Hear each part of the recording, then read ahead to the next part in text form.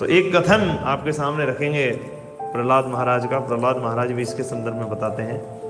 क्या बताते हैं? नरसिंह देव जी के सामने जब अपनी स्तुति करते हैं तो उसमें प्रहलाद महाराज नरसिंह देव जी की स्तुति करते हैं, और नरसिंह देव जी की स्तुति करते हुए एक बहुत ही महत्वपूर्ण कथन करते हैं। और प्रहलाद महाराज क्या है प्रभु जी, जो 12 महाजन 12 महाजन गिनाए हैं भागवत के अंदर, तो प्रहलाद महाराज भी गए जो 12 महाजनों की सूची आई है उसमें आते हैं।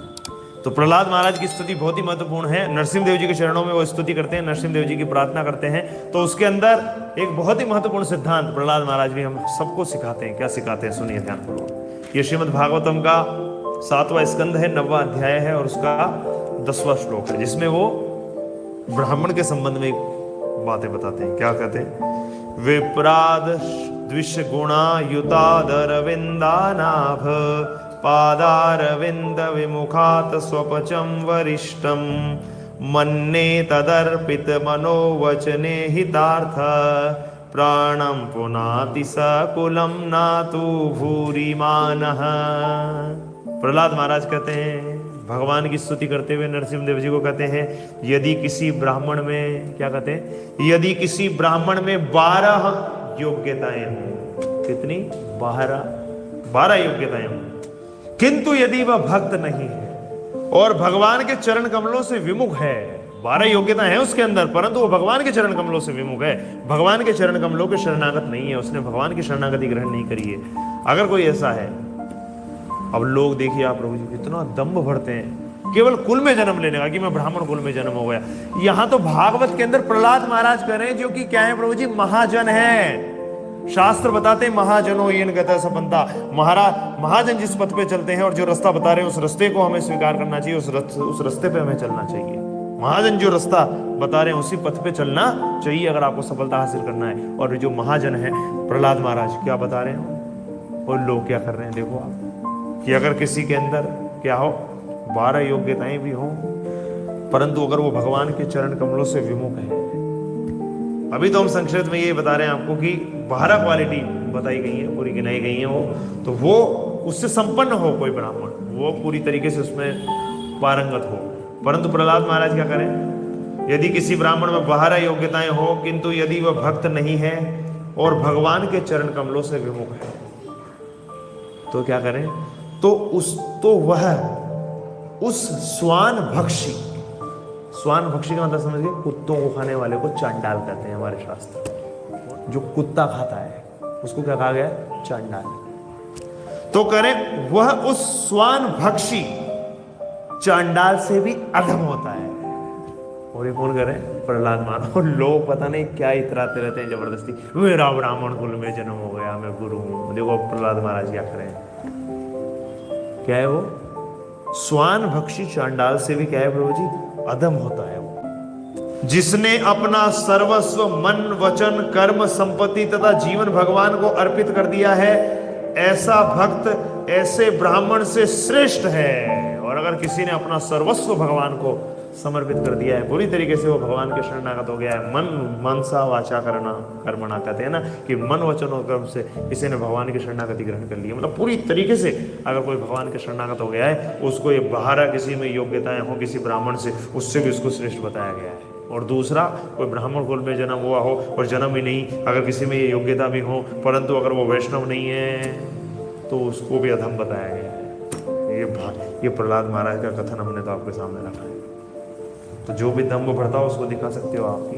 हे महानुभाव, आप कृपा करके, आप ब्राह्मणों में, आपको एक मेरा नम्र निवेदन है कि आप श्रीमद् भागवतम के अंदर जाइएगा, 7वां स्कंद और उसका 9वां अध्याय और उसका 10वां श्लोक पढ़ लीजिएगा। जरा मुझे समझाइएगा कि प्रहलाद महाराज क्या कहते हैं। ये करिए, ठीक है ना जी। तो यहाँ पर क्या आ रहा है?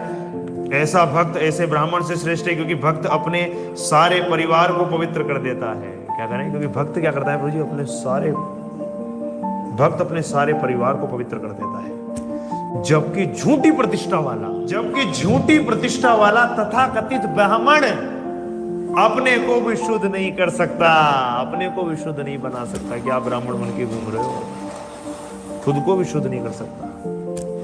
जबकि वैष्णव प्रभु जी अपने कुल को तो तारता है, हजारों के कुल को तार देता है। जैसे अगर प्रभुपाद जी के विषय में हम बात करें तो कई लोग कहते हैं प्रभुपाद जी ने कितनी पीढ़ियां तार दी, हजारों लाखों अरबों खरबों तार दी। किस लिए? क्योंकि अपनी तारी और औरों को भक्त बना दिया, उनकी तारी फिर उन्होंने किसी को भक्त बना दिया, उनकी तारी, और सबके पीछे हैं कौन? प्रभुपाद जी।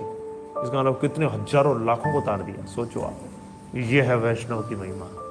फिर भी लोग भगवत भक्ति के पथ पर नहीं चलते और भगवत भक्त के प्रति अपराध करने से नहीं डरते। ध्यान रखिएगा, ब्राह्मण के प्रति भी अगर कोई कुछ गलत आपने आचरण कर दिया, उसका भी दंड है। वो ब्राह्मण के प्रति अपराध किया है आपने, परंतु वैष्णव के प्रति जो अपराध किया गया उसका दंड तो उससे बड़ा है। और फिर आपको संयोग बस ऐसा मिल जाए कि कोई ब्राह्मण वैष्णव हो, ब्राह्मण भी और वैष्णव भी है, तो फिर तो उसका तो कहना ही क्या। अगर आप देखें प्रभुपाद जी क्या थे? ब्राह्मण वैष्णव। क्या थे? ब्राह्मण वैष्णव। तो अब देखिए इसके अंदर एक और कथन प्रभुपाद जी इसके संदर्भ में लिखते हैं। ये हरि भक्ति सुधोदय से, कहां से? ग्रंथ है वैष्णव के द्वारा ही लिखित। तो इसमें क्या आता है? भगवद भक्ति ही नश्ये जाति ही शास्त्रम जपस्तपः अप्राणशीव देहस्य मंडनम लोकरंजनम। यदि कोई ब्राह्मण क्षत्रिय वैश्य जैसे उच्च कुल में उत्पन्न होता है, किंतु यदि वह भगवत भक्त नहीं है तो उसके ब्राह्मण क्षत्रिय या वैश्य के सारे गुण व्यर्थ है। ये किस में आया? हरि भक्ति सुधोदय में आया है। और उसको क्या बता रहे हैं? वे शव के अलंकरण जैसे माने जाते हैं। शव को जब अलंकृत किया जाता है उससे क्या फायदा, उसी प्रकार से ये सब योग्यताओं का क्या फायदा अगर आप भगवान कृष्ण की भक्ति की भावना से उत्प्रोत नहीं हुए।